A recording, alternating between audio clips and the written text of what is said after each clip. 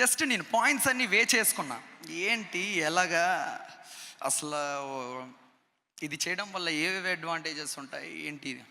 ఇండస్ట్రీలో ఈ మధ్య సెలబ్రిటీల నిజ స్వరూపాలు బయటపడుతున్నాయి. నిన్నటికి నిన్న జానీ మాస్టర్ తనను వేధించాడని ఓ కొరియోగ్రాఫర్ మీడియా ముందుకొచ్చింది. ఆ వ్యవహారం కొనసాగుతూ ఉండగానే ఇప్పుడు మరో బ్లాస్ట్ పేలింది. ప్రముఖ యూట్యూబర్ హర్ష సాయి మీద కేసు నమోదైంది. యూట్యూబ్లో దాదాపు 14 మిలియన్ ఫాలోవర్స్ ఉన్న హర్ష సాయి బెట్టింగ్ యాప్స్ను ప్రమోట్ చేసి 2 చేతులా సంపాదిస్తున్నాడు అంటూ ఆరోపణలు అయితే ఎదుర్కొన్నాడు. ఇక ఇప్పుడు ఓ యువతి హర్ష సాయిపై కేసు నమోదు చేసింది.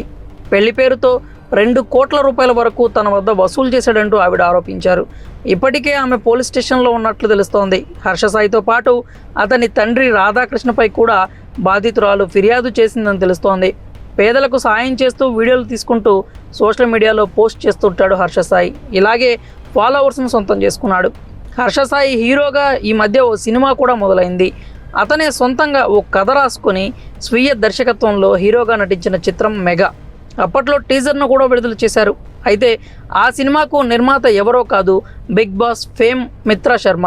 బిగ్ బాస్ ఓటీటీలో పాల్గొన్న మిత్రా శర్మ నిర్మాతగా మారి హర్ష సాయితో సినిమా అనౌన్స్ చేసింది. ఇక హర్ష సాయి గురించి ప్రత్యేకంగా చెప్పాల్సిన అవసరం లేదు.